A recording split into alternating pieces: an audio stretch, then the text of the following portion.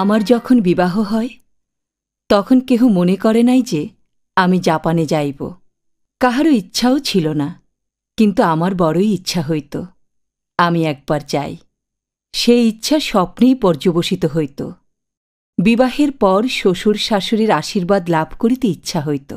তাহাদের নিকট পত্র লিখিয়া যখন তাহাদের ফটোসহ আশীর্বাদপূর্ণ একখানি পত্র পাইলাম ও তাহারা আমাকে দেখিবার জন্য আগ্রহান্বিত হইয়া পত্র লিখিলেন, আমার প্রাণ তখন আনন্দে ভরিয়া গেল। তাহাদিগকে ও তাদের দেশ দেখিবার আকাঙ্ক্ষা প্রাণে জাগিয়া উঠিল। ৩রা নভেম্বর ১৯১২ বাবা ও ভাই ভগ্নীগণ আমাদের নারায়ণগঞ্জে জাহাজে উঠাইয়া দেন। নারায়ণগঞ্জে নামিবার পূর্ব হইতে আমার ভগ্নীদ্বয় শান্তি ও খুকি কাঁদিতে লাগিল। মেইজি যুগে জাপানিরা বিদেশে যেতে শুরু করে। সে সময় জাপানে বিশেষ করে কারিগরি শিক্ষা, শিল্পায়ন ও আধুনিক যোগাযোগ ব্যবস্থার ব্যাপক বিকাশ ঘটে। তাকেদা সান ছিলেন সে যুগের কারিগরি শিক্ষায় প্রশিক্ষিত একজন কেমিস্ট। তখন জাপান বিশ্বের মধ্যে একটা ছোট্ট দেশ, খুব গরিব দেশ, আর বিশেষ করে মাত্র উঠে আসছে। আর তাছাড়া তখন জাপানের আইনে ছিল পরিবারের জ্যেষ্ঠ পুত্র ছাড়া কোনো পারিবারিক সম্পত্তি মানে পৈতৃক সম্পত্তির উত্তরাধিকার হওয়ার তো কোনো চান্স নেই। তো তার কারণে অনেক মানে জাপানি ছেলেরা মানে আপনার ছোট ছেলেরা দেশের বাইরে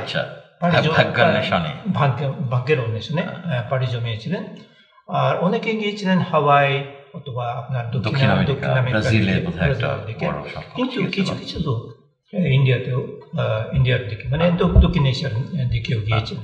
তাকেদা সান ১৯০৩ সালে জাপান থেকে রওনা হয়েছিলেন। তথ্য অনুযায়ী সে বছর মোট ২৪ জন নাগরিক ভারতবর্ষে আসেন। হরিপ্রভা তাকেদা ও ওয়েমেন তাকেদা প্রথমে গিয়েছিলেন কলকাতায়। কলকাতা থেকে ওরা জাপানে যাবার জাহাজে চড়েন। খাওয়ার পর তাকেদা সান সিমেজের সহিত টিকেট করিতে গেলেন। ১৯০ টাকা ভাড়া, ৪১ টাকা খোরাক। সিমেজ সান বলিলেন ভিতরের গরম কাপড় আরও দরকার। তাই বৈকালে তার স্ত্রীর সঙ্গে বাজারে গেলাম। বাজারের উপর দিয়ে মেমদের মতো জিনিস কিনিতে এই প্রথম চলিলাম। ২৩ টাকা খরচ হইল। ২ জোড়া জুতো, ১ জোড়া স্লিপার, মোজা, দস্তানা, গেঞ্জি প্রভৃতি কিনিয়া সন্ধ্যার পূর্বেই বাড়ি ফিরিলাম। হরিপ্রভার কথা বলতে গেলে শুরুতেই বলতে হয় যে সেই সময় একজন বিদেশিকে বিয়ে করেছেন, ঢাকার মেয়ে। ছেলে হয়তো জাপানি মেয়েকে বিয়ে করতে ছেলেও সেই সময় বিয়ে করত, কতটা সাহস পেত সেটাও কিন্তু প্রশ্ন সাপেক্ষ। কারণ সেখানে পারিবারিক নানা চাপ আছে, সামাজিক নানা চাপ আছে, যার ফলে এটা হলো ১০০ বছর আগে। এবং বিয়েটা আমার মনে হয় এখানে কোথায় ব্রহ্ম সমাজের একটা সমাজ বলেই সম্ভব। হ্যাঁ, কেননা হরিপ্রভার পরিবার সবাই ব্রহ্ম সমাজের সাথে যুক্ত, এবং এরা তো এই সমাজের সদস্যরা সেই সময়ের সমাজের অগ্রবর্তী সদস্য হিসেবে বাংলা, তাদের চিন্তা ভাবনা সবকিছু। হরিপ্রভা মল্লিক, তার বাবা ছিলেন শশীভূষণ বসু মল্লিক। তিনি আসলে তার বাড়ি ছিল শান্তিপুরে, নদিয়ার শান্তিপুরে। চাকরির সুবাদে, সরকারি চাকরির সুবাদে তিনি পূর্ববঙ্গে যান এবং তিনি পূর্ববঙ্গের সানোরার গোঁসাই বাড়ির মেয়েকে বিয়ে করেন। পরে তাঁরা ব্রাহ্ম হয়ে যান। পথের ধারে এক সদ্যজাত শিশু কুড়িয়ে পেয়ে ঘরে নিয়ে এসেছিলেন, তার ফলে তাঁরা সমাজে পতিত হয়েছিলেন, সেজন্য তাঁরা ব্রাহ্ম হয়ে যান। আর হরিপ্রভার বাবা মা মানে নগেন্দ্রবালা শশীভূষণ, এরা সেই যে শিশুকে উদ্ধার করেছিলেন তারপর থেকে তারা আস্তে আস্তে ঢাকা উদ্ধারাশ্রম বলে একটি উদ্ধারাশ্রম তৈরি করেন এবং সেখানে এই উদ্ধারাশ্রমের নাম দিয়েছিলেন মাতৃনিকেতন। শশীভূষণ বসু মল্লিকের একটা ধারণা ছিল যে এই বিশেষ করে ব্রাহ্ম হবার পরে যে এই দেশের যদি উন্নতি করতে হয় তাহলে দুটি কাজ করা দরকার। একটি কাজ হচ্ছে আন্তর্জাতিক বিবাহের মাধ্যমে একটা আন্তর্জাতিক চেতনা জাগিয়ে তোলা। আরেকটা হচ্ছে যে শিল্প গড়ে তোলা, ইন্ডাস্ট্রি গড়ে তোলা, যাতে দেশে অর্থনীতির উন্নতি হয়। সেজন্য তিনি এটি সাবানের ফ্যাক্টরি প্রতিষ্ঠা করেন। দু ভাই, একজনের নাম ওয়েমান তাকেদা, তিনি আসল কেমিস্ট, আর তার সঙ্গে এলেন তার ভাই তোসান তাকেদা। পরে এই ওয়েমান তাকেদার সঙ্গে হরিপ্রভার বসু মল্লিকের তিনি বিয়ে দেন।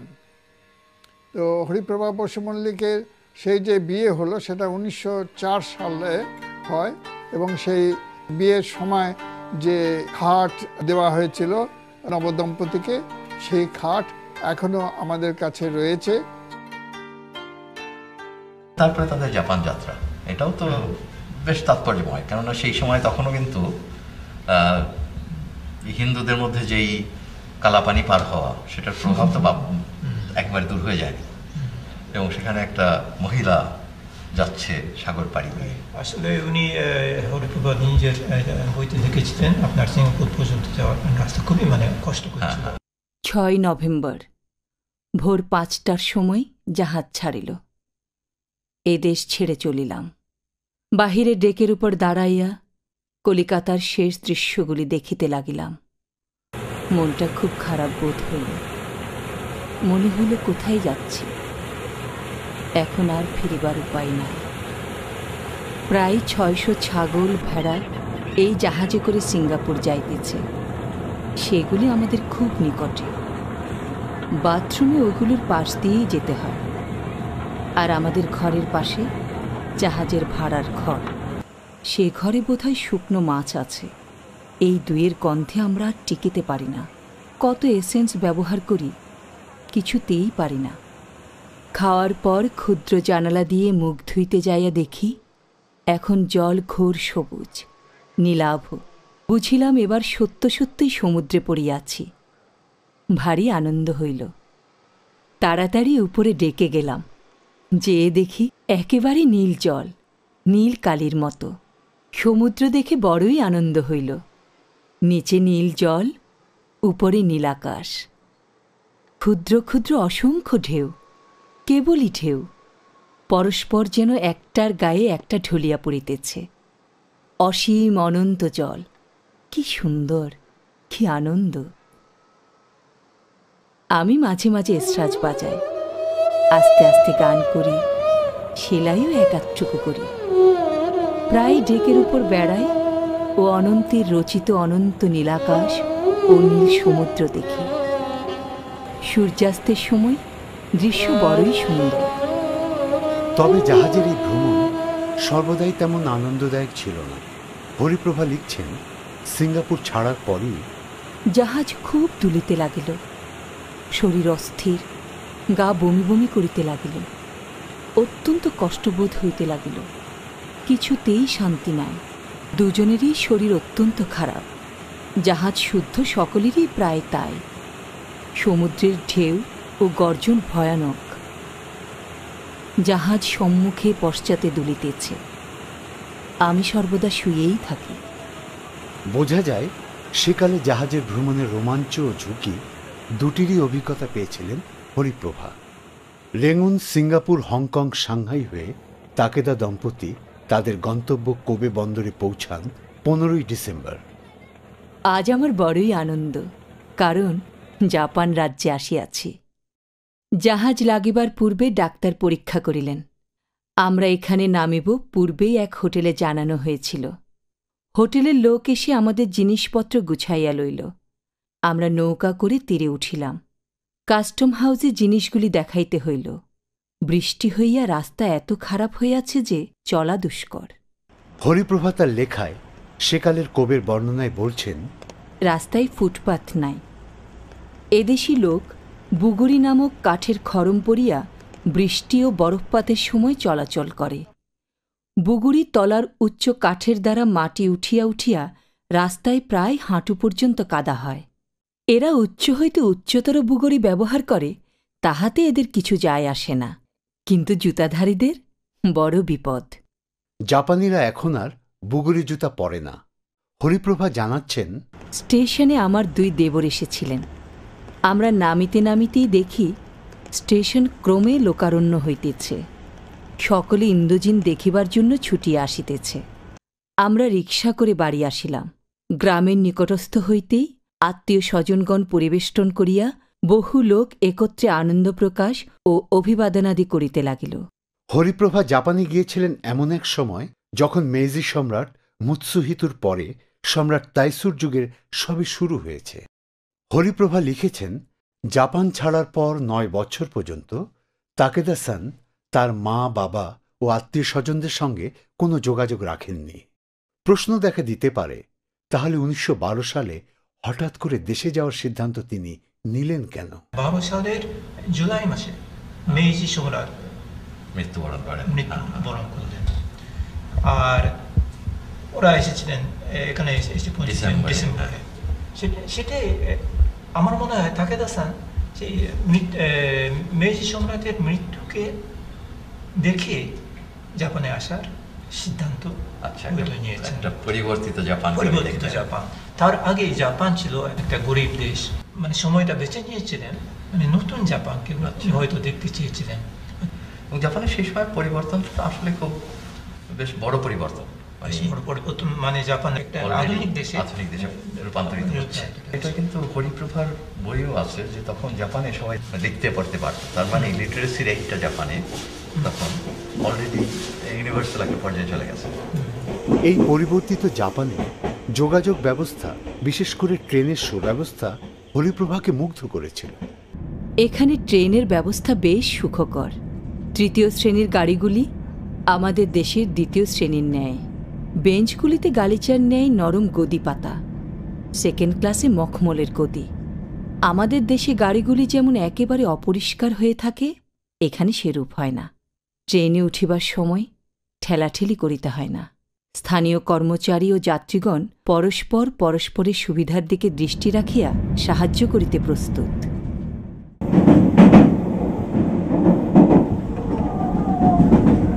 তাকেদা-সানের গ্রামের নামটি হরিপ্রভা উল্লেখ করেননি, তবে সেটা যে কৌনান শহরের নিকটে এবং কোচিনো গ্রামের খুব কাছে সেটা বলেছেন। বাড়ি একখানা গ্রামে, চারিদিকে মাঠ। এখন মাঠে গম ও মূলা গাছ। কৌনানের আশেপাশে অনেক কৃষি পরিবারে সেই যুগে রেশমের চাষ হতো। হরিপ্রভা লেখায় পাই, এই গ্রামে খুব সিল্কের চাষ হয়। প্রতি গৃহে সিল্ক পোকা পালন ও গুটি হইতে সুতা প্রস্তুত করে। বাড়ি বাড়ি তাঁত আছে। আজ আর সেসব কিছুই নেই। তাকেদা-সান ভারতে আসার পর একবার অনেকদিন পর্যন্ত সংবাদাদি না পাইয়া সকলে তাহার মৃত্যুই স্থির করিয়াছিলেন। সেজন্য দীর্ঘ 9 বৎসর কাল পরে সন্তানকে পাইয়া পিতামাতা ও আত্মীয়গণ পরম আহ্লাদিত হইয়াছিলেন। তাকেদা-সানের আত্মীয় স্বজনগণ আজ আমরা আসিব বলে নিমন্ত্রিত হইয়া একত্র হইয়াছিল। চারিদিকে উপস্থিত সকলে ঘিরিয়া আনন্দ করিতে লাগিলেন। বোঝাই যায় হরিপ্রভার এই সফর নাগোইয়ার পাশে তাকেদা-সানদের নিস্তরঙ্গ গ্রামের জীবনে ছিল এক বড় ঘটনা। সবাই উদ্গ্রীব ছিল তাকেদা-সানের ইন্দোজিন বা ভারতীয় বধূকে এক নজর দেখা ও তার কথা শোনার জন্য। সন্ধ্যাকালে 2 জন পত্রিকার সম্পাদক সাক্ষাৎ করিতে আসিলেন এবং আমাদের বিষয় জ্ঞাত হইয়া সংবাদপত্রে আমাদের সংবাদ ও ছবি দিতে চাহিলেন। তৎপরদিন খবরের কাগজে বাহির হইল, মিস্টার তাকেদা ইন্ডিয়ার অমুকের কন্যাকে বিবাহ করিয়া কয়েক বৎসর পর সস্ত্রীক পরমানন্দে স্বদেশে আগমন করিয়াছেন।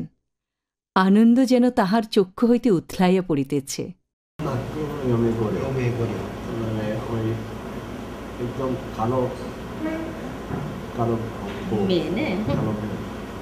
জাপানিদের ভদ্রতাবোধ ও শিষ্টতা হরিপ্রভাকে খুবই মুগ্ধ করেছিল। জাপানে পরস্পর সম্মান প্রদর্শন করিয়া কথা বলিবার আদব কায়দা দেখিলে ইহাদের বিনম্র ভাব বোঝা যায়। বাড়িতে কেহ বেড়াইতে আসিলে তাহাকে অতি নম্রতার সহিত হাঁটু গাড়িয়া বসিয়া অভিবাদনপূর্বক সাদরে গ্রহণ করিয়া যত প্রকারে হয় নিজের ক্ষুদ্রতা জানাইয়া তাহার প্রতি শিষ্ট ব্যবহার করিয়া থাকে। আমি জাপানি ভাষা বলিতে পারি না বলে নীরবে প্রণাম করিলাম।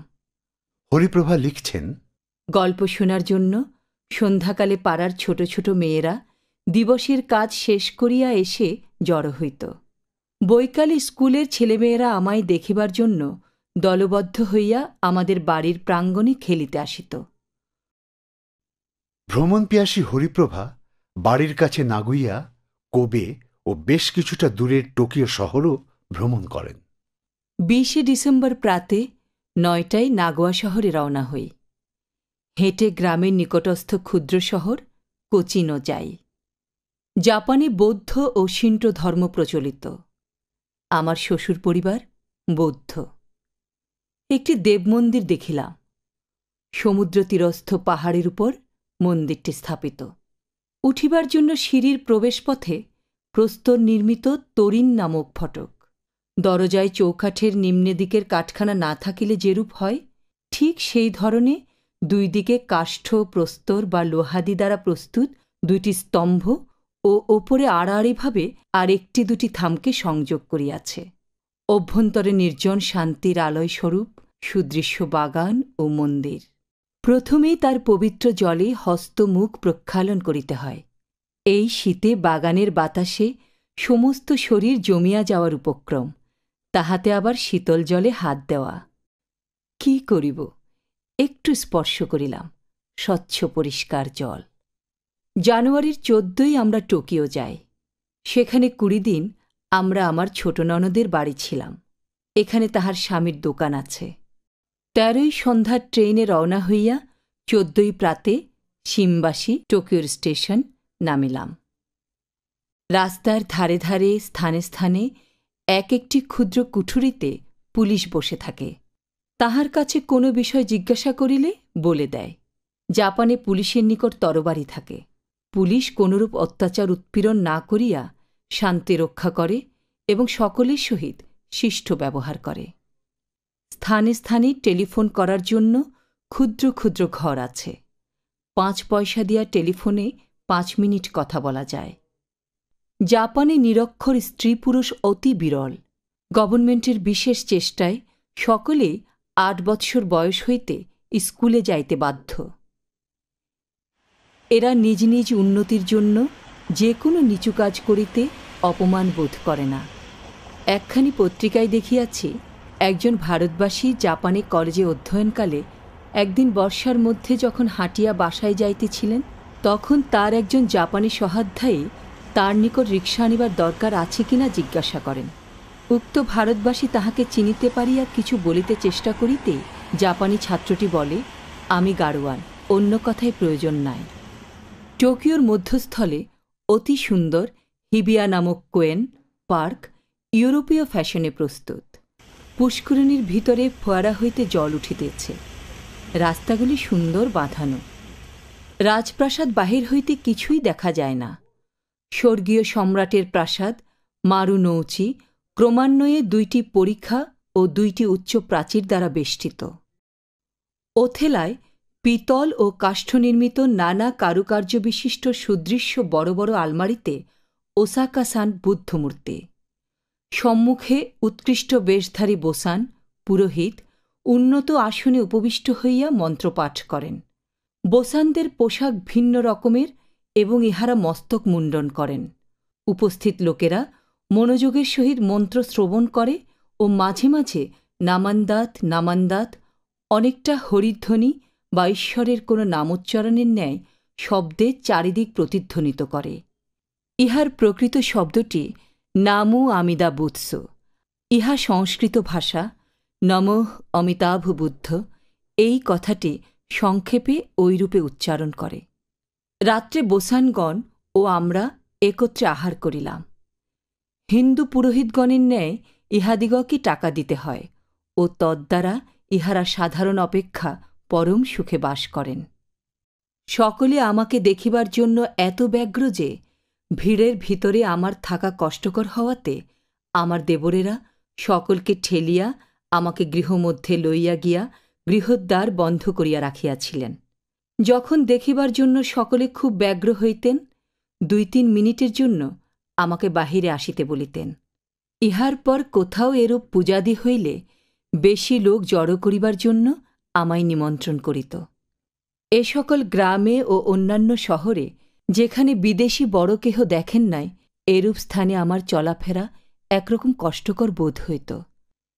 এখানে বাড়িগুলি কাঠের, অত্যন্ত ভূমিকম্প হয় বলিয়া ও কাঠ সস্তা হওয়াতে এবং উইপোকা না থাকায় কাঠের বাড়ি প্রস্তুত করে। কোনো রকমে অগ্নিসংযোগ হইলে সর্বনাশ হয়। ঘরের ছাদ মাটির খোলা বা খড় দ্বারা প্রস্তুত। ঘরের মেঝে মোটা মাদুর দ্বারা আবৃত। গৃহে আসবাবপত্র প্রায় কিছুই নাই। বসিবার জন্য চেয়ার টেবিল ব্যবহৃত হয় না। মেঝেতে ফুতনের উপর হাঁটু গাড়িয়া বসে। এদেশি আহার আমার পক্ষে অরুচিকর বলিয়া আমার নিজের তরকারি প্রায় নিজে রান্না করিতে আরম্ভ করিলাম। এদেশে প্রাতে, মধ্যাহ্নে ও সন্ধ্যায় 3 বার অন্নাহার করে। রন্ধনাদি আমাদের দেশ হইতে সম্পূর্ণ ভিন্ন। ভাতের ফেনা ফেলা হয় না, একেবারে এরূপভাবে জল দেওয়া হয় যাহাতে চাউলগুলি ঠিক রকম সিদ্ধ হয়। জাপানে চাউল আঠা আঠা, খেতেও সুস্বাদু। একটার সঙ্গে অন্যটা মিলিত, কিন্তু সব আস্ত। মাংসগুলি নামমাত্র সিদ্ধ করিয়া লওয়া হয়। কাঁচা শুষ্ক মৎস্য ও লবণাক্ত মৎস্য পোড়া ইত্যাদি ইহারা খুব আহার করে। 2টি কাঠি ভাত খাওয়ার জন্য ব্যবহৃত হয়। কোনো দ্রব্য হাত দিয়া খাওয়া এদের নিয়ম বিরুদ্ধ। হরিপ্রভা ভাগ্যবতী যে তার শাশুড়ি ছিলেন খুবই স্নেহপরায়ণ ও যত্নশীল। হরিপ্রভার দিকে সর্বদাই স্নেহের নজর ছিল ওর। আমার শাশুড়ি ঠাকুরুন ও অন্যান্য আত্মীয়গণ সর্বদা আমার যাহাতে কোনো কষ্ট না হয় তাহাই করিতেন। আমার সকল কাজ তিনি করে দিতেন। বলছেন ওর শাশুড়ি ঠাকুরানীর 60 বৎসর বয়স হইয়াছে, কিন্তু এত পরিশ্রম করিতে পারেন যাহা আমাদের মতো 2-3 জনেও সমর্থ হয় না। আমাকে বিদেশী বলিয়া কোনরূপ ঘৃণা বা অসন্তোষ প্রকাশ তো দূরের কথা, কিসে আমার চিত্ত বিনোদন করিবেন তজ্জন্য সর্বদা ব্যস্ত থাকিতেন। পোশাকের মধ্যে কিমোনো প্রধান। ইহা পা পর্যন্ত পরে। সম্মুখের দিকটা খোলা, 2 ধার একটার উপর আরেকটা রেখে ওবি নামক একটা চওড়া মূল্যবান ফিতা দ্বারা কিমোনোটি বন্ধ করা হয়। কিমোনোর হাতের নিচে কয়েকটা কাপড় থলের মতো ঝোলানো থাকে। ইহা পকেটের কাজ করে। ইহা পুরুষের চেয়ে মেয়েদের বেশি লম্বা হয়। জাপানি মেয়েদের জাপানি পোশাকে যেমন সুন্দর দেখায়, বিদেশি পোশাকে সেরূপ দেখায় না। বালিকারা খুব রঙিন পোশাক পরে। বড় হওয়ার সঙ্গে সঙ্গে উপরের পোশাকটা অরঞ্জিত হয়, কিন্তু নিচের কিমোনোগুলি খুব রঙিনই থাকে। বাজারে, দোকানে, স্টেশনে, পোস্ট অফিসে সর্বত্র মেয়েরা কাজ করে। আমোদ প্রমোদ স্থলে যেখানে অত্যন্ত জনতা হয়, মেয়েরা সেখানে তত্ত্বাবধান করে। তাহারা পুরুষের সঙ্গে একত্রে কাজকর্ম করে, চলে ফেরে, তাহাতে কোনো বাধা বা সংকোচ নাই। মেয়েদের পতি, পতির আত্মীয় স্বজন ও শ্বশুর শাশুড়ির সেবা পরম ধর্ম। ইহার কোনরূপ অন্যথা হইলে স্ত্রী অত্যন্ত লাঞ্ছিত হন। এমনকি শাশুড়ির অপছন্দ হইলে স্বামী অনায়াসে স্ত্রী পরিত্যাগ করিতে পারেন। এদেশে প্রায় সকলেই সাকে নামক জাপানি মদ পান করে। বিশেষ নিমন্ত্রণাদিতে পান করিতে হয়। আমাদের প্রায়ই এ বিষয়ে ক্ষমা চাইতে হইত। দারুণ শীতে যে সকল বৃক্ষলতা পত্রাদি শূন্য হইয়া কাষ্ঠখণ্ডের ন্যায় দণ্ডায়মান ছিল, এক্ষণে বসন্তকালে তাহা পুষ্প পল্লবে সুশোভিত হইয়াছে। এ সময়ে সাকুরা নোহারা, বসন্তের চেরি ফুল ও অন্যান্য ফুল বৃক্ষ আচ্ছাদন করিয়া প্রস্ফুটিত হয়। কোনো কোনো স্থানে অনেক পরিমাণে চেরি ফুলের বাগান আছে। আমাদের গ্রামের নিকটবর্তী এক বৃহৎ বাগানে আমরা একদিন বসন্তের আনন্দ সম্ভোগ করিতে গিয়েছিলাম। গেইসাগণ, নর্তকী নৃত্যগীতাদি করে। তাহারা নানা বর্ণের পোশাক পরিয়া, মাথায় বিবিধ বর্ণের কৃত্রিম ফুল পাতা প্রভৃতির কাটা দিয়া চুল বাঁধে, মুখে পাউডার, ঠোঁটে রং ইত্যাদি বেশভূষায় সজ্জিত হইয়া একখানি পাখা লইয়া বা কেবল হাত ঘুরাইয়া ঘুরাইয়া নৃত্য করে। শাশুড়ির সঙ্গে হরিপ্রভার সত্যিকারের একটা স্নেহ মমতার সম্পর্ক গড়ে উঠেছিল বলে মনে হয়, যেটা বাঙালি সমাজে কিছুটা দুর্লভ। শাশুড়ির প্রতি ওর ভালোবাসার স্বাক্ষর হরিপ্রভা ওর ভ্রমণ কাহিনীর শেষ অংশেও বলছেন। আসিবার সময় শাশুড়ি ঠাকুরানী ও এক ননদ তাহার পুত্রসহ কোবে পর্যন্ত আসিয়া আমাদিগকে জাহাজে তুলিয়া দিলেন। বিদায়কালে কাঁদিতে কাঁদিতে বিদায় লইলেন। বিদেশে এমন সরল স্বভাব স্নেহপরায়ণা শ্বশ্রু ঠাকুরানীর মার মতো যত্ন ভালোবাসা পাইয়া ইহার সহিত বাস করিতে ইচ্ছে হয়, কিন্তু সে সম্ভাবনা কোথায়? জাপানে 4 মাস অবস্থানের পর 1913 সালের 12 এপ্রিল হরিপ্রভা ও ওমেন তাকেদা ঢাকার উদ্দেশ্যে কোবে বন্দর থেকে দেশে ফেরার জাহাজ ধরেন। হরিপ্রভা যে জাপান দেখেছেন ও বর্ণনা করেছেন, আজকের জাপান তা থেকে একেবারেই আলাদা।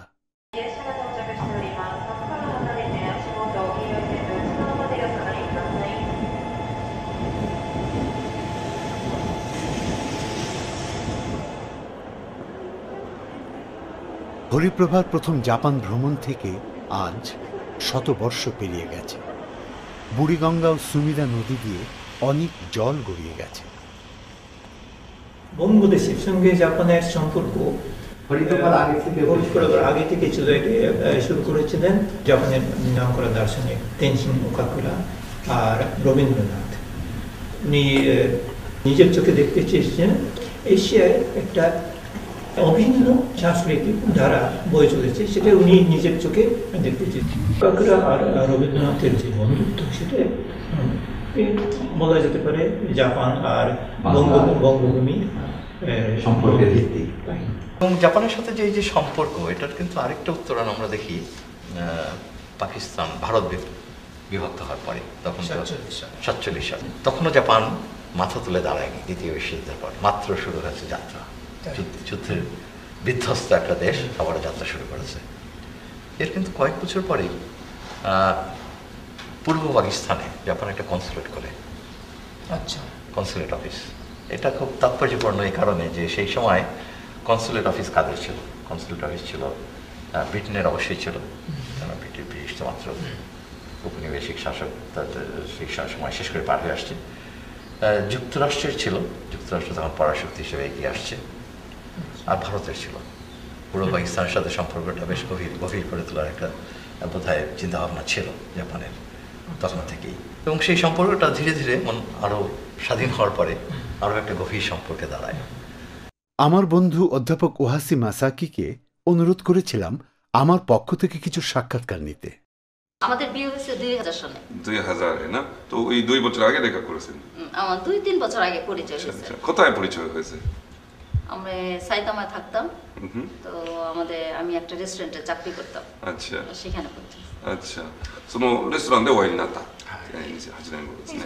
その時どんな感じだったんですか？どこに出て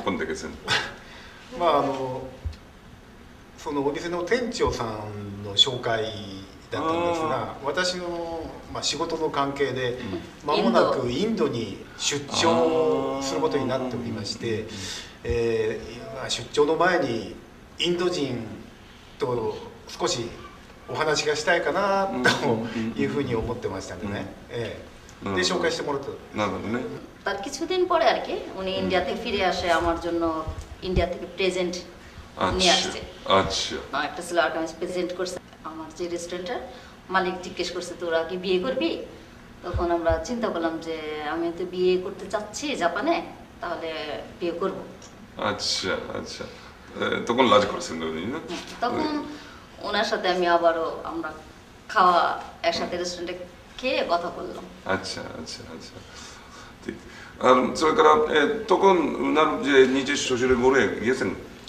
আমি বিয়ের আগে যাই না, বিয়ের পরে আমরা। বিয়ের পরে গিয়েছেন। কোথায় ওঠা? এটা নিগাতা কেন? নিগাতা কেন? নিগাতা কেনのどこら辺にお住まいなんですか？新潟県のですね、この東京の方から言うと長岡の一つ手前の見附という見附市。それはすごいもう農村なんですか？そうですね、うちもう農村地帯ですね。実家は農家をやって農家やってるね。はい。お父さんお母さんは農業やられてる？そうです。今は専業ですので、米とブドウメインになるほど。やっております。 ওখানে গিয়ে কোনো অসুবিধা হয় না? ওনারা খুব হাসি মুখে আমাকে করে নিছে।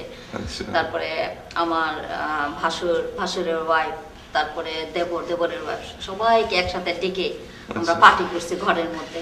আচ্ছা, মানে 3-4 টেবিল খাওয়া সাজায় আমাদের, মানে ছবি তোলা, হাসি ঠাট্টা, মানে গল্প গুজব করা। আচ্ছা রাত 1টা পর্যন্ত সেরকম আচ্ছা পার্টি। আমার ভাসুর, আমার দেবর, তারপরে আমার শ্বশুর, তবে আমার শাশুড়ি তো নিগাতা গ্রামের, আমি যে ভাষাটা বলি হয়তো বা বুঝার আমাদের প্রবলেম হয়। আচ্ছা আচ্ছা আচ্ছা, ওই অঞ্চলের ভাষাতে একটু অসুবিধা হয়। আচ্ছা酒井さんバングラデシュにいらしたことは？はい、2回3回ほどあります。で彼女のご両親にお会いになったことはある？いやまあお父さんはもう亡くなってるので、結婚の前にですね。はい、お母さんとは会いましたし、お母さんは日本にも来てくれる。その時ご自宅にお泊まりになったんですか？はい、うちに。それどのくらいの期間お泊まりになったんですか？実家には泊まってない。いやいや、その酒井さんの家に。うちに。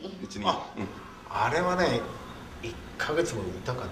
1ヶ月半ぐらい泊まって、もうお母さんが元気ない、こっち日本は合わないで帰っちゃった。আমার শ্বশুর বাড়িতে আমি যখন প্রথম গেছি তখন আঙ্গুরের ক্ষেত, মানে আঙ্গুর ফল, তো আমরা তো বাংলাদেশ আমাদের কখনো আঙ্গুর ফলের ক্ষেত দেখিনি। ও আচ্ছা আচ্ছা আচ্ছা আচ্ছা। করল্লা, আমাদের বাংলাদেশের করল্লা, তো আর আমাদের বাংলাদেশের একদম আমাদের দেশি লাউ, সেটা দেখে আমি খুব আশ্চর্য হয়েছি। আমি আমার শ্বশুরকে ওই লাউ শাক, আমরা তো বাংলাদেশে লাউ পাতাটা খাই, তো লাউ শাকটা খাই খুব শখ করে আমরা বাঙালিরা না, তো আমার লাউ শাক আমি বলতেছি আমি খাবো, তো আমার শ্বশুর খুব ভয় পেয়ে গেছে যে এই পাতা কেন খাবি? ও জাপানে খাই না ওই জন্য। আচ্ছা, এই পাতা কেন খাবি, কি করে খাবি? আচ্ছা ঠিক আছে, এখন তো তোদের এখানে আমার কাঁচামরিচ, মানে আমি যেই জিনিসটা দিয়ে রান্না করবো ওগুলি নাই, তো পেঁয়াজ টেজ আছে, ওগুলি দিয়ে আমি তো ওদের একটু রান্না করে দিই, রান্না করে তারপর আমি একটু খাওয়াই না। তো বলছে আমার শ্বশুর আর আমার হাজবেন্ড খাইলো, ভাসুর খেলো, তো খুব মজা।家ではお食事はどういう食事を食べてらっしゃるんですか？妻が作るバングラの料理と、あとは日本のいわゆる日本の家庭の料理、できますので、両方作れますし。なるほどね。প্রথম অসুবিধা হইতো, তা এখন জাপানিজ খাওয়াটা আমি খাই। কাঁচা মাছ, কাঁচা ডিম, ওগুলি কাঁচা মাছটা কি ওসুশি খাই, কাঁচা ডিমটা খাই না। কাঁচা ডিমটা খাই না। আপনার বাচ্চা মেয়ের নাম কি? আমার মেয়ের নাম সাচিকো। সাচিকো জান, এটা কি ছোট বলো? এটা ছোট, ঘরে জাপানিজ, বাইরে জাপানিজ, স্কুলে জাপানিজ। আমি বাংলা শিখাইতে চাই, তো ঘরে বাইরে জাপানিজ, সেই জন্য ওরা বাংলা, জাপানিজ ছাড়া বাংলা বলতে পারে না। আমি জাপান টোটালি 17 বছর। তবে আমার বিয়ে করার পর থেকে আর কি বাংলাদেশে যাচ্ছি। তো কতবার বাংলাদেশে গিয়েছেন? বাংলাদেশে আমি 4 বার এর মতো গেছি। আচ্ছা। আমার ফ্যামিলিকে আমি মিস করি, কিন্তু আমার নিজের দেশের জন্য বেশি মায়া হয় যে আমি দেশে কখন যাব, দেশের খাবার খাবো, সবার সাথে মিলেমিশা করব। বাংলাদেশের স্বাধীনতার পরে যে নতুন সম্পর্কটা গড়ে উঠেছিল, সেটা আমার মনে হয় দুটো জিনিসকে কেন্দ্র করে। একটা তো অবশ্যই স্বাধীনতা যুদ্ধ, আর আরেকটা হলো আপনার 70-এর বন্যা, ঘূর্ণিঝড়ের আঘাতে অনেকেই বাংলাদেশে মারা গিয়েছিলেন। তখন একজন এমপি, মানে জাপানি সাংসদ, রাস্তায় দাঁড়িয়ে চাঁদা সংগ্রহ করেছে। হায়াকাওয়া, উনি পরবর্তীতে আপনার শ্রমমন্ত্রী, তো উনি ওনাকে কেন্দ্র করে নতুন সম্পর্ক গড়ে উঠেছিল। এবং প্রচুর বাংলাদেশি স্বাধীনতার পর, বিশেষ করে 80-র দশকের পর প্রচুর বাংলাদেশি জাপানে আসে, এবং এদের মধ্যে একটা বড় অংশ যারা চাকরি করছিল, তাদের মধ্যে বেশ কিছু ছেলেপেলে কিন্তু এখানে বিয়ে করে থেকে গেছে। জাপানি নারীকে বিয়ে করেছেন এমন কিছু বাঙালি জাপানি দম্পতি, এবং প্রবাসী বাঙালি স্বামীর সঙ্গে জাপানে বাস করছেন এমন কিছু বাঙালি নারীকে আমরা এক সন্ধ্যায় নিমন্ত্রণ জানিয়েছিলাম। আমার নাম শরীফ শফিক। আমি এই 88 সালে আসছি জাপানে, এখন ছোটখাটো একটা কোম্পানিতে চাকরি করতেছি। আচ্ছা আচ্ছা। আর আপনারどうぞご紹介を。シャリフ陽子と申します。今なんかお仕事されてるんですか？そうです。少し短い時間でやってますが、はい。そうですか。子供さんはいらっしゃる？はい、います。男の子が2人いまして、10歳と6歳です。আমি মানজুরুল হক, আমি আমরা তো বিয়ে করেছি 32 বছর হতে চলে। জাপানে আছি 17 বছর। 17 বছর। কি কাজ করে? শিক্ষকতা করছি, শিক্ষকতা, সাংবাদিকতা করছি, রেডিওর কাজ করছি, যখন যেটা আসে করে ফেলি। আচ্ছা, সব কিছু করে। আচ্ছা, ভাবি কি কাজ করে?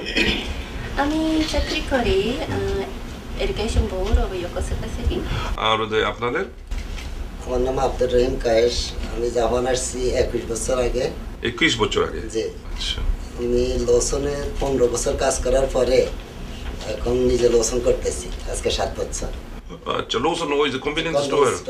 ও, কোথায়, কোন জায়গায়? কাওয়াসাকি স্টেশনের সাথে। দেখা হয়েছে? দেখা হয়েছে পথে। পথে? পথে মানে আমি কামিটা গেছিলাম বেড়াইতে, ওইখানে বন্ধুর বাসায় স্টেশন নামার পরে ওই জায়গার কথা জিজ্ঞাসা করার পরে আমার জায়গার কথা বলে দিছে। তখন একটু কথাবার্তা হওয়ার পরে টেলিফোন নাম্বার এক্সচেঞ্জ হয়েছে, পরে যোগাযোগ হলো। আমরা শিখতে হবে না? আমি কাকলি, 14 বছর আগে জাপানে এসেছি। তো আমার হাজবেন্ড এখানে চাকরি করতেন, তো বিয়ের পর আমি এখানে আসছি। কারণ আমাদের একটা ট্রেডিং কোম্পানি, আমার হাজবেন্ড আমি, তো ওখানে আমরা বিজনেস করছি, ঘড়ির বিজনেস। আমাদের একটা ছেলে, 9 বছর বয়স। আমি সঙ্গীতা, আমি 2 বছর হলো জাপানে এসেছি। আমার হাজব্যান্ড আগে থেকে জাপানে জব করতে, তো বিয়ের পর আমি জাপানে এসেছি। আর এখন একটু নিহঙ্গ পড়াশোনা করছি, নিহঙ্গ স্টাডি করছি, পাশাপাশি একটা পার্ট টাইম জব করছি। আপনার তো মানে বিদেশি জাপানি বউ আর যে স্বামী তো বাংলাদেশি, সেই জন্য এই বিয়ের জন্য বিশেষ করে ইন্টারন্যাশনাল ম্যারেজ, এটা সুবিধা কি ছিল, অসুবিধা কি? জাপানিজ খাওয়া খুব হেলথি এবং জাপানি খুব পরিষ্কার। আচ্ছা। সাপোজ ধরেন আমি বাসায় ঢুকলে গোসল করা ছাড়া, ওর ঢুকা ছাড়া আমার বেডরুমে ঢুকতে দেন, খুব পরিষ্কার। আচ্ছা। এবং আজকে যে জামাটা আমি পরছি ওটা কালকে আবার পরতে দেন। আপনার বাসায় কি বাংলাতে কথা বলেন নাকি? আমার বাসায় আমি জাপানিজ ভাষায় কথা বলি, যেহেতু বাংলা আমি খুব লং টাইম দোকানে থাকি, তো বাংলা শেখার মতো সময় আমার নাই। আচ্ছা আচ্ছা, সবসময় জাপানিজ ভাষায় কথা বলি। আমি প্রথম বিয়ে করছি, তো যার কারণে বাঙালি বউয়ের সঙ্গে সংসার করতে কতটুকু সুযোগ সুবিধা সেটা তো আমি অভিজ্ঞতা নেই, তো এই জন্য আমি খুব সুখীতেই আছি এখন। মানে সাধারণত যা আমি যা বলি ঠিক মানে সেভাবে ও আমার কথা শুনে আর কি, তা খুব একটা মানে অসুবিধা হয় না। আচ্ছা আচ্ছা। এবং হ্যাঁ, আগের ভাই বলছেন যে খাবার দাবার, জাপানিজ খাবারটা খুবই হেলথি এবং খুবই শরীরের জন্য খুবই ভালো। অসুবিধা এই কালচারটা একটু পার্থক্য আর কি, এটাই আর কি। আমাদের দেশে ফ্যামিলিটা খুবই মানে ভাই বোন মা বাপ খুবই হ্যাঁ কেয়ার করে আর কি। তো এখানে জাপানে একটা অসুবিধা আছে, বিয়ে করলে পুরাপুরি একটা ফ্যামিলি, আগের ফ্যামিলিটা হ্যাঁ আলাদা একটা ফ্যামিলি হয়ে যায়, এটা একটু জাপানের সঙ্গে একটু মিল হয় না আর কি। আচ্ছা আচ্ছা আচ্ছা। ফার্স্ট স্টেজে অনেক অসুবিধা ছিল আমার পক্ষে, কমিউনিকেশন আমি বাংলা বলতে পারলাম না একদম। তবে খাওয়া দাওয়া নিয়ে, তারপরে জয়েন্ট ফ্যামিলি কালচার নিয়ে, মানে প্রথম বছর আর 2 বছর মানে সেকেন্ড ইয়ার we had মারামারি কিন্তু arguments. I have to make something like dal or bhaji, corolla bhaji, just one dish for him. I see. And rest of that Japanese food. I see, I see. For me and for my daughter, and he also eats. Social gathering is very rich.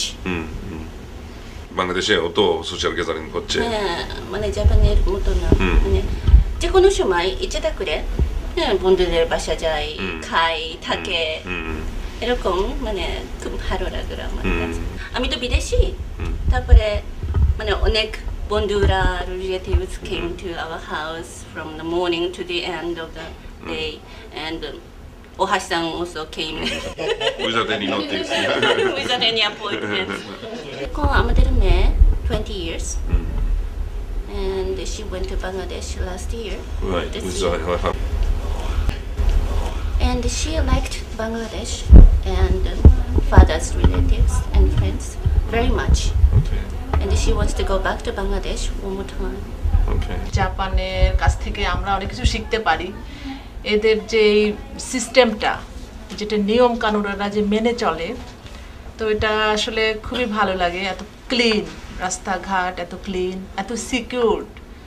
এখানে একা একা আমি রাতেও আমি চলাফেরা করতে পারি, আমার ভয় লাগে না। কিন্তু আমার দেশে এটা আমি এতটা সিকিউরড না, মানে সত্যিকারে বলতে গেলে। তো এদের সিকিউরিটিটা আমার খুব পছন্দ, এদের সিস্টেমটা। যে কোনো কাজে গেলে একটা নিয়মের মধ্যে কাজটা আমার হয়ে যায়। এটার জন্য আমার হ্যারাসমেন্ট এটা সাধারণত আমাদের ফেস করতে হয় না। কিছুটা কালচারের প্রবলেম তো হবেই।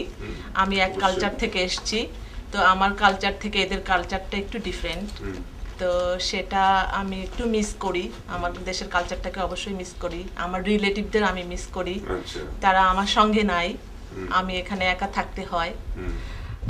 এটাই বেশি খারাপ লাগে। আর এরা এমনিতে খুবই ভদ্র, এদের ম্যানারটা আসলেই ভালো। এদের কাছ থেকে ভদ্রতা, এটা আমি বলি যে ইভেন বাংলাদেশ নয়, বিশ্বের অনেক দেশের তুলনায় জাপানিজ ম্যানার এটা অনেক রিচ। এরা ওদের কাছ থেকে ভদ্রতাটা কিছুটা হলেও সবার শেখা উচিত। এদের সঙ্গে ফ্রেন্ডশিপ হয়, যেটা আমাদের দেশে যেমন ফ্রেন্ডলি, আমরা আত্মীয় স্বজনদের জন্য একদম উজাড় করে দেই, এটা হয়তো একটু ল্যাগ থাকতে পারে। রাস্তাঘাট থেকে শুরু করে সব জায়গাতেই খুব নিট অ্যান্ড ক্লিন, এই জিনিসটা আমার খুবই ভালো লাগে। তারপর টাইম মেনটেন, জাপানিজরা যেভাবে টাইম মেনটেন করে, বা যাতায়াত ব্যবস্থা, ট্রেন বলা যায়, বাস বলা যায়, সব জায়গাতেই টাইমলি আসার যে একটা জিনিস। তারপর আরও বলা যায় যে যদি মানে কারো কাছে আমি অনেক দেখাচ্ছি যে আমি নতুন, আমি বুঝতে পারছি না আমি কোথায় যাব, কিভাবে যাব, এই জিনিসগুলো যখন কোনো জাপানিজের কাছে জিজ্ঞাসা করা হয়, তখন জাপানিজরা এটা খুবই মানে তারা এতটাই আন্তরিক থাকে, তারা পারলে সেই জায়গা পর্যন্ত সাথে যে দিয়ে আসে। প্রবলেম যদি বলা যায় যে অসুবিধা হয়, সেটা হলো ভাষার প্রবলেমটা। বাইরে কোথাও বের হইলেও দেখা যাচ্ছে যে লেখা আছে যে কিভাবে যেতে হবে, বা ট্রেন স্টেশন অনেক কিছুই লেখা থাকে, বাট এটা নিহঙ্গ দিয়ে লেখা থাকলে তখন বুঝতে পারি না যে কিভাবে যাব, তখন আরেকজনের কাছে জিজ্ঞাসা করতে হয়। এই একটা প্রবলেম।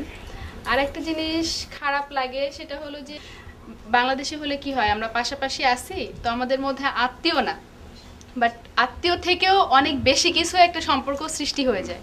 কিন্তু আমি বলবো যে আমি এখন 2 বছর আমি যে বাসাটায় আছি, তো এই বাসাটাতে আমি যে ম্যানশনে থাকি, এটাতে 36টা ফ্যামিলি আছে, বাট কোনো ফ্যামিলির সাথেই এখন পর্যন্ত আমার যাওয়া আসা হয়ে ওঠেনি। তো এই জিনিসটা মাঝে মাঝে এই ক্ষেত্রতে বাংলাদেশ খুবই খুবই মিস করি, যে এটা বাংলাদেশে হলে এমন হতো না।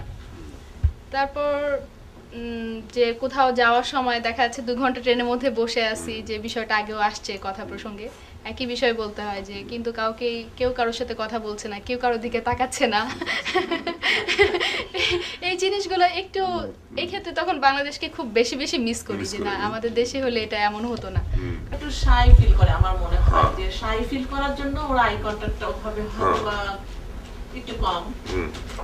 আই কন্টাক্ট তো আমাদের সাধারণত আইডিয়াতে নাই। बचपन सेかりみさん、バングラデシュへ何度ぐらい行かれたとおっしゃったっけ？どのくらいの期間行かれた？半月間行かれた。それはダッカに住んでた？それともダッカとあとノアカリチェで日帰りで朝から行って。なるほどね。日本と違ってまだ貧富の差がすごいあるかなっていうのがあって、主人の親戚の家に泊まったんですけど、そこはものすごくマンションのオーナーをやってるらしくて、ダッカでね。はいはい。それでワンフロアがそのファミリーが住んでて、全部家族も住んでるんですね。それってすごい広さにやっぱびっくりして、日本より全然広い。日本よりすごい広かったですね。何部屋もあって、それでお手伝いさんもいたのがちょっとびっくりしましたね。なるほどね。あとは電気が必ず1回消えるのもびっくりしました。なるほどね。昔日本は 3.11 からまでなかったですからね、電気のことがね。生まれて初めての経験だったんじゃないですか。あとはどんなことあります？道を歩いてたりとか。すごいゴミが多いかなっていう感じましたね、日本に比べて。食べ物とかは？食べ物はなんかいつもなんか違う、例えば魚、肉、豆とかあるんですけど、私にとってはなんか全部なんかカレーなんですよ。だからちょっと飽きてしまうかなって。あと彩りが日本と違くて、同じような彩りなので、食べ物もやっぱ飽きてきちゃうかなっていうのはありましたね。হরিপ্রভা জাপানে গিয়েছিলেন 1912 সালে। তার 50 বছর পরে এক জাপানি নারী রিৎসুকো সান বাঙালি ইঞ্জিনিয়ার জয়নুল আবেদিনকে বিয়ে করে 1962 সাল থেকে বাংলাদেশে বাস করছেন। রিৎসুকো সান মাঝে মাঝেই বিক্রমপুরের স্বামীর গ্রামের বাড়িতে যান। এখানে মরহুম জয়নুল আবেদিনের কবর আছে। মানে খুবই বেকার জায়গা মনে করি আসছে, বারো জায়গা আসবে আমি মনে করি না। আসার পরে বেশি গাড়িও আসে, দোকান মোটামুটি সব জিনিস পাওয়া যায়, মোটামুটি পাওয়া যায়, সব এখন মতো নয়, মোটামুটি পাওয়া যায়। তো আমি যে চিন্তা ভাবনা করেছিলাম এর থেকে বেশি ভালোই। তাদের পরিবারের ধর্ম বিশ্বাস কি? আমাদের বেসিক্যালি জাপানি তো বুদ্ধিস্টরা বেশি, আমাদের বাসাও বুদ্ধিস্ট। মুসলিম তুমি হবে বলে আমার বাবা আপত্তি করে নাই। আপত্তি করে না, ধর্ম নিজেরও ধর্ম, আপত্তি করে নাই। শুধু দূরে যাবে কোন সময় থেকে, তখন করে জাপানি তো মানে ফরেন কারেন্সি ছিল না, জীবনে আর দেখতে পারবে নাকি এটা নিয়ে। তো তারপরে ওই চীনার জায়গা আরেকটা আছে মুসলিমই নাকি 2টা 5টা বিয়ে করা যায়। পুরুষের হলো 65, আচ্ছা আচ্ছা, মেয়ে হলো 71। যুদ্ধের সময় এটা হবে, এটা দামে যেতে, এটা বাইরে যেতে হবে না।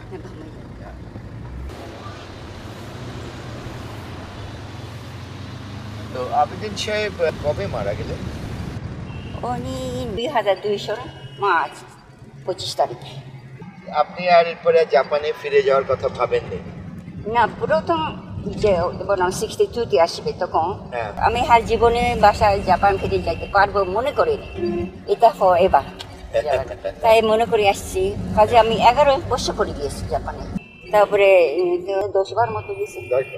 বাংলাদেশের সুবিধা হলো ওই যে ম্যান পাওয়া যায়, হ্যাঁ, যেরকম সাবান পাওয়া যায়, ড্রাইভার পাওয়া যায়, তারপরে খুবই পরিচয় হয়ে গেলে খুবই মানে আপন হয়ে যায় মানুষ। জাপানটা একটু আপন হয় না, দেখেন জাপান আগের জাপান আমি তো করে ছোট থাকতে বেশ বাংলাদেশের মতো মানে হিউম্যান রিলেশনটা এরকম ছিল। এখন তো একটু অন্যরকম আইসোলেট থাকে জাপানিরা, কিন্তু বাংলাদেশে কোনো আইসোলেট ফিল করে নাই। বাংলাদেশের কোনো বিশেষ খাবার কি আপনার বেশি ভালো লাগে? ভালোই লাগে, যেমন ডাল যেমন বিয়ে খাইতে যায় পুরা কুরমা খাওয়ার উপরে বাসা আসে দেয় না, করে মনে হয় ফিনিশিং হয় না। এই দেখো আচ্ছা, আমি সিম্পারা বাজার যাবো, কত? 10 টাকা।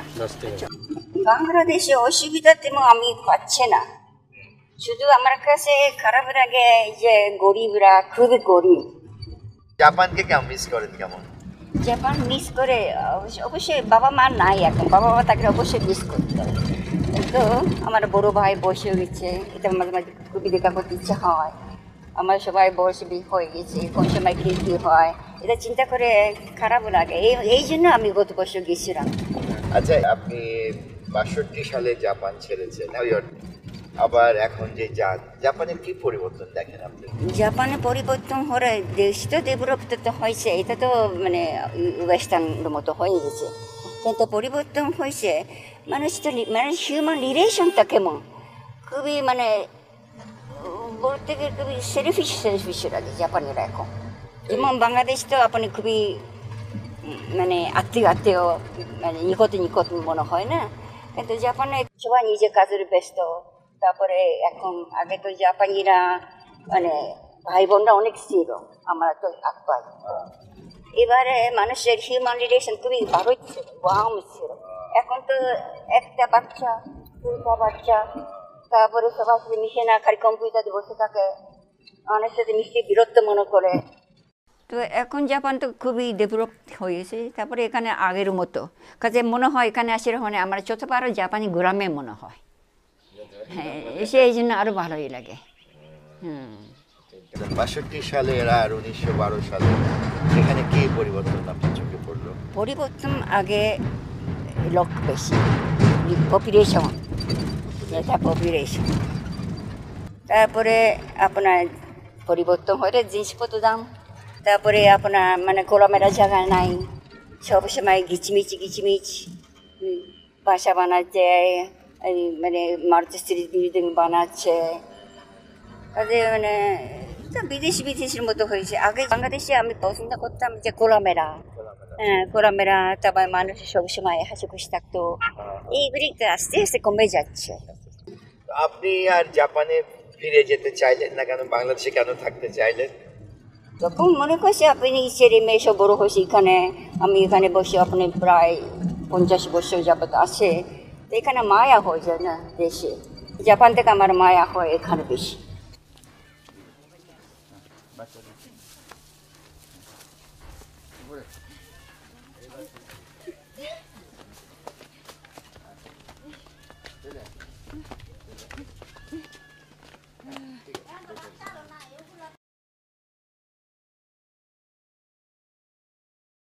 ওই পাশেরটা ওনার জায়গা, ওই পাশে আমার।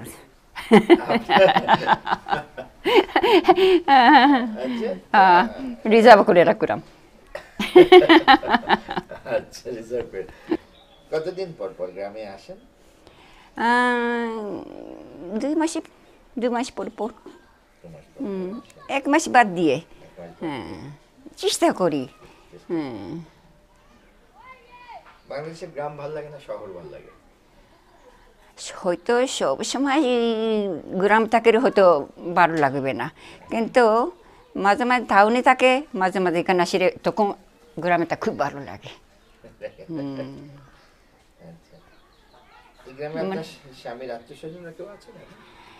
এই যে আমার আছে ওই পাশে আপন ভাই না খাজুন।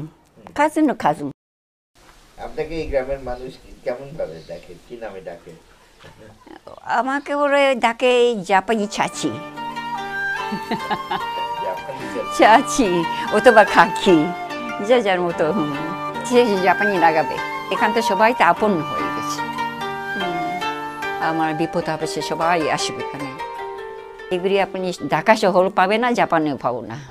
আমি সোজা কথা হ্যাপি এখানে এসে, কেননা লাইফে আমার পছন্দের লোকের সাথে একটা বিয়ে হইল, এটা একটা মস্ত বড় আমার ক্রেডিট, তাই তারপরে আরো কি বলবেন, তাই না?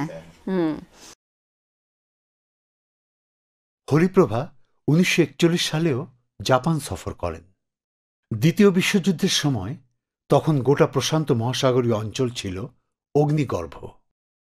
জাপানের উপর চলছে নির্বিচারে আমেরিকার বোমাবর্ষণ।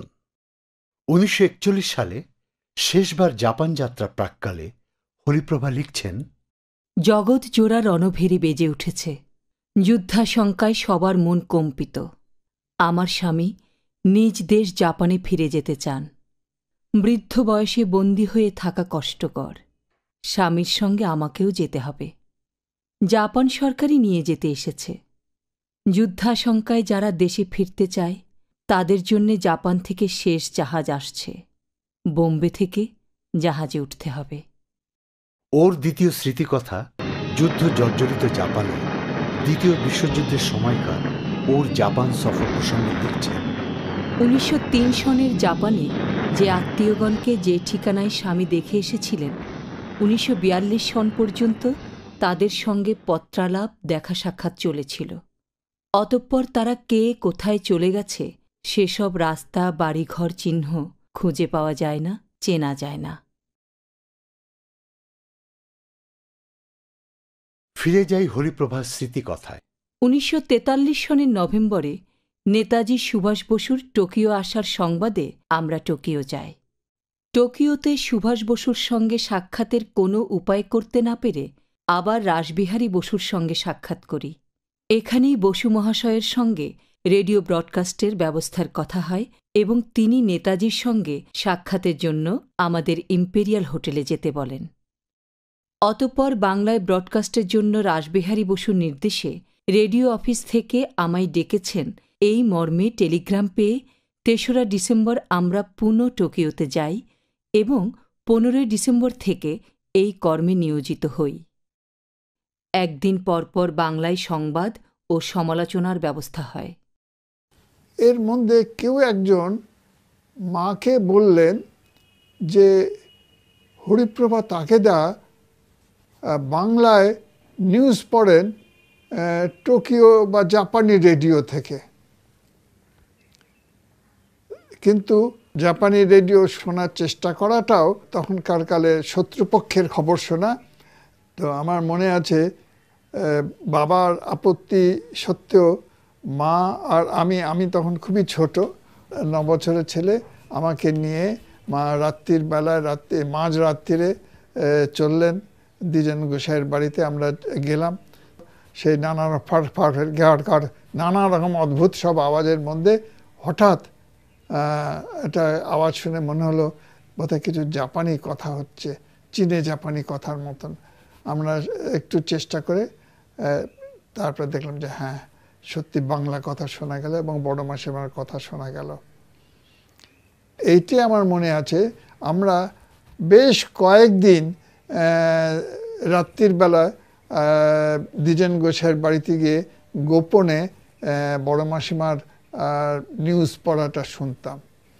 আর মা খুব কাঁদতেন তখন যে দিদিমণি বেঁচে আছে। তাহলে 28 জুলাই 1945 আমাদের গ্রাম থেকে 2 মাইল ইচুনোমিয়া শহরে রাত্রি 11টায় এয়ার রেইড হয়। 24 নভেম্বর নেতাজির নিমন্ত্রণে আমরা ইম্পেরিয়াল হোটেলে যাই। 12টায় তথা পৌঁছানো মাত্র টোকিওতে প্রথম বিমান আক্রমণের সাইরেন বেজে ওঠে। 3টায় রেইড বন্ধ হলে হোটেলে ফিরে যেয়ে নেতাজির সঙ্গে আহার করি। সন্ধ্যা পর্যন্ত তাঁর সঙ্গে আলাপ আলোচনা হয়। যুদ্ধবিধ্বস্ত জাপানে হরিপ্রভাকে অমানসিক কষ্ট সহ্য করতে হয়েছে। টোকিওতে আমাদের থাকার প্রথমে খুব অসুবিধা হয়।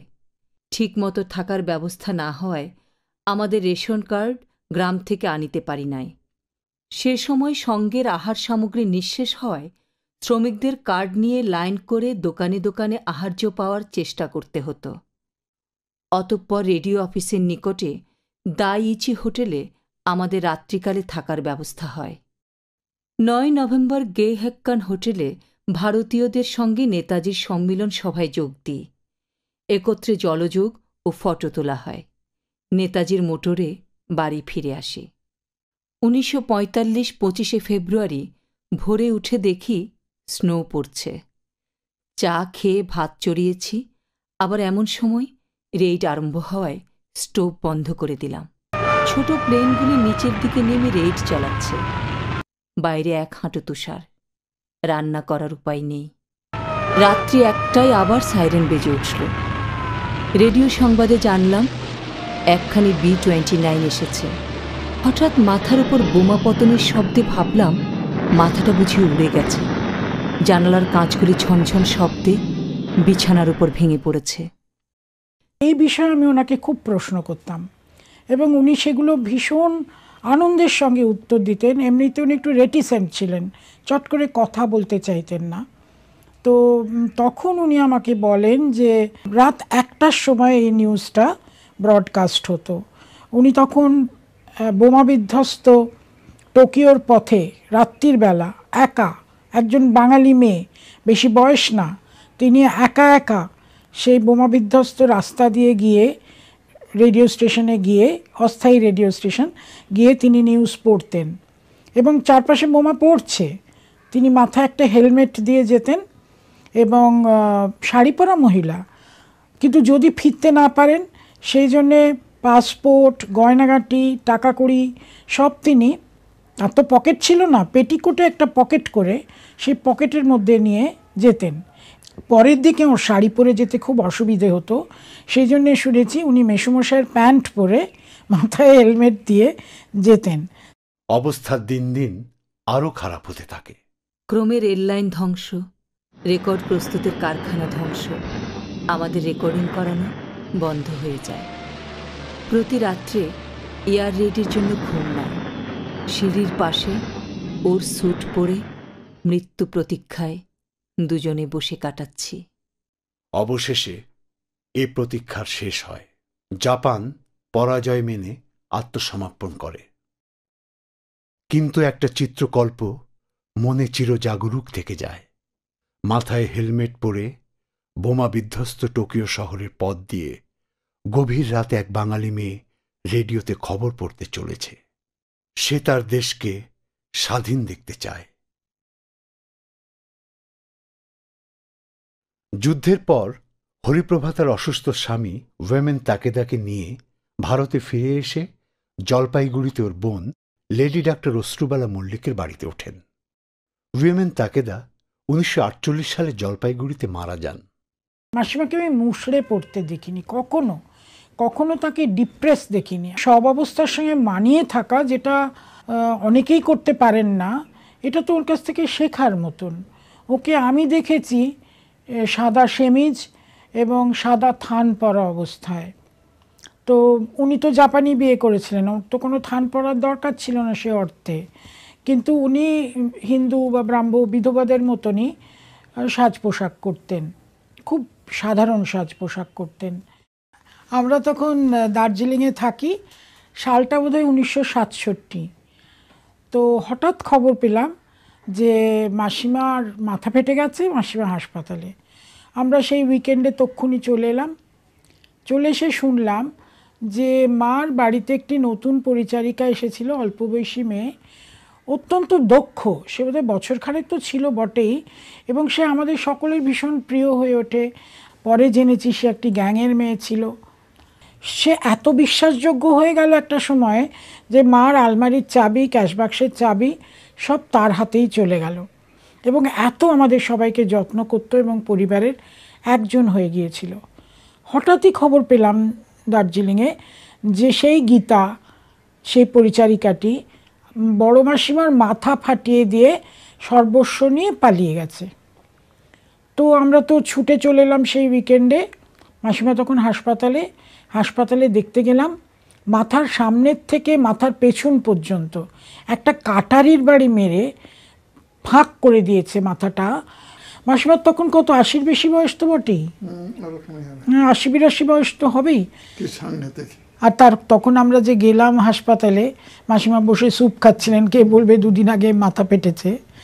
তখন তুমি কি বললে? বললে যে ওর মেড ইন জাপান। সত্যি মেড ইন জাপান ছিলেন। 1972 সালে হরিপ্রভা কলকাতায় মৃত্যুবরণ করেন। হরিপ্রভাকে আমরা খুঁজে পাইনি জাপানে হরিপ্রভাদের গ্রামটিও। তবে যেসব নারীরা আজও ভালোবাসা ও স্বামী সংসারের টানে ভিনদেশের এক প্রবাসী জীবন বেছে নিতে দ্বিধা করেন না, সেসব সাহসী নারীদের মাঝেই যেন খুঁজে পাই হরিপ্রভার প্রতিচ্ছায়া। নাইবা তোমায় খুঁজে পেলাম হরিপ্রভা।